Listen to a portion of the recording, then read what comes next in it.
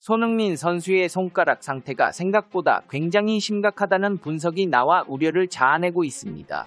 대한민국 축구의 보물이자 월드클래스 손흥민의 손가락이 탈구되면서 과연 어떤 상황이 벌어졌던 것인지에 대한 분석이 나오고 있는데요.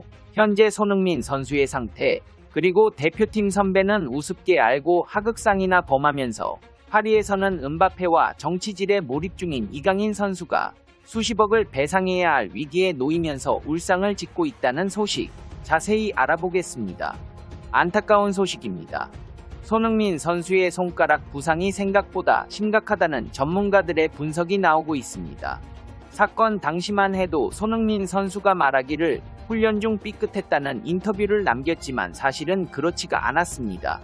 손흥민의 손가락을 분석한 한 영상의학과 전문의는 이 같은 탈구 치료 과정을 수없이 봐왔기에 손흥민 선수가 겪고 있을 고통을 알고 있다며 얼마나 아픈 몸으로 경기를 한 것인지 가늠조차 안 된다고 했습니다. 그리고 이같이 탈구가 되는 큰 부상은 일반적으로 옷에 걸려 발생된다고 보기 힘들다. 일반적으로 볼 수 없는 상당히 강한 충격이 있어야 탈구가 일어나는 것이고, 이 같은 증상으로 유추해 봤을 때 손흥민 선수는 핑퐁 게이트가 있었던 날 누군가 손흥민의 손가락에 공격적인 행동을 가했을 것이고, 우리가 생각하는 것보다 손가락에 큰 충격이 있었다는 분석입니다. 한마디로 고의로 손흥민의 손가락에 강한 충격을 가하는 공격적인 행동을 했고, 이 때문에 손흥민의 손가락이 완전히 삐뚤어져 탈구되어 버렸다는 것입니다. 손가락 탈구라는 것은 정상적인 손가락 마디에서 뼈가 빠져 버리는 것으로 완전히 꺾여 이탈해버리는 증상입니다. 손가락 뼈가 제자리에서 벗어날 때 발생하며 대부분의 손가락 탈구는 둘째 마디에서 발생하고 손가락이 뒤로 구부려질 때 발생하는데, 보통 손가락이 육안으로 확인할 수 있을 정도로 비뚤어집니다. 손가락 탈구를 진단하기 위해 의사들은 여러 각도에서 엑스레이를 촬영하며 영향받은 손가락 기저부에 마취제를 주사한 후 일단 수술 없이 수기를 통해 뼈를 제자리로 되돌려 놓습니다. 탈구를 치료하기 위해서는 보통 손으로 제자리에 뼈 되돌려 놓기, 고정 등이 있으나 상태가 안 좋을 경우 수술을 하는 경우도 있습니다. 손흥민의 경우 그 다음날의 경기에 출전한 것으로 보아 수술보다는 수기로 뼈를 되돌려 놓았을 가능성이 큽니다. 하지만 관절을 안정화하는 인대와 힘줄을 약화시키거나 파열시킬 수 있어 주의가 필요하고, 관절이 고정됨에 따라 경직될 수 있고 근육이 단축되거나 쇠약해지는 것도 주의해야 합니다. 특히 관절이 탈구될 때 피부가 찢어지는 경우 상처가 감염될 수 있으며, 감염이 뼈로 퍼지는 골수염이 생길 수도 있습니다. 골수염은 치유하기 매우 어렵습니다. 손가락 탈구는 엄청나게 아픈 질환입니다. 탈구가 일어나기 위해서는 큰 에너지가 필요한데요. 한마디로 굉장한 충격 없이는 일어나지 않는다는 말입니다. 엄지를 제외한 나머지 손가락은 3개의 뼈로 구성되었고, 그 3개의 뼈가 인대와 쿠션 덕분에 연결됩니다. 이 인대와 쿠션을 다 끊어버릴 정도로 강한 충격이 있어야 탈구가 되는 것인데, 이때 충격이 너무 크면 뼈가 같이 부러지기도 합니다.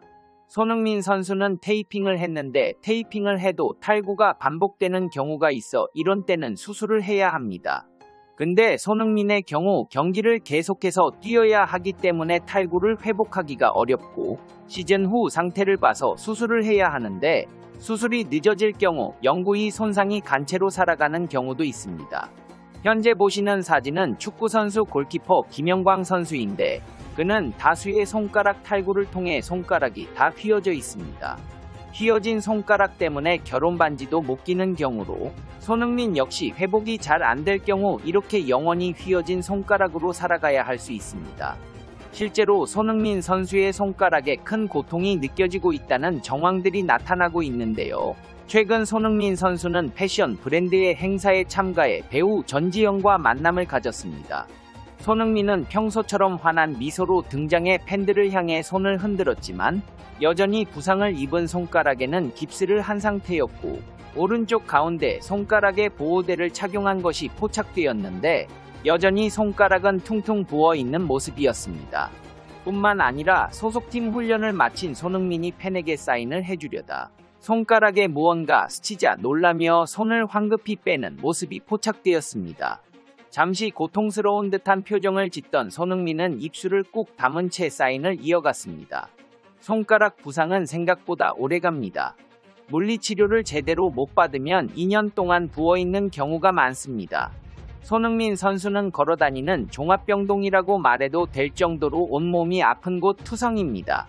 2022년 11월 초 유럽축구연맹 챔피언스리그 조별리그 경기 중에는 상대 선수와의 충돌로 안아골절 진단을 받고 수술대에 올랐고 이후 안면 보호대를 끼고 월드컵 출전을 강행해 대표팀의 16강 진출에 감동을 안겼습니다.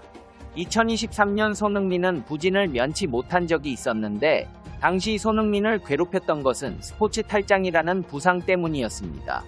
손흥민은 언론 인터뷰에서 스포츠 탈장으로 고생을 많이 했다. 9개월 참았는데 도저히 안 돼 결국 수술을 받았다고 털어놓았습니다. 스포츠 탈장은 축구, 럭비, 하키 등 몸을 비틀거나 방향 전환 동작이 많은 운동선수에게 자주 발생하는데 수술을 받고 회복하는데 보통 3에서 8주가 소요됩니다. 충분히 회복되기 전에 운동을 다시 시작하면 봉합 부위가 다시 손상될 수도 있습니다. 이렇게 손흥민의 몸은 성한 곳이 없다고 할 정도로 부상을 당했던 부위투성입니다. 하지만 손흥민은 뛰어난 정신력으로 축구에 몰입하고 이 때문에 팬들은 그의 상태가 별로 아프지 않은 것처럼 보이는 것입니다. 이같이 손흥민 선수에게 상해를 입힌 이강인은 이번 사건으로 큰 위기를 겪고 있습니다.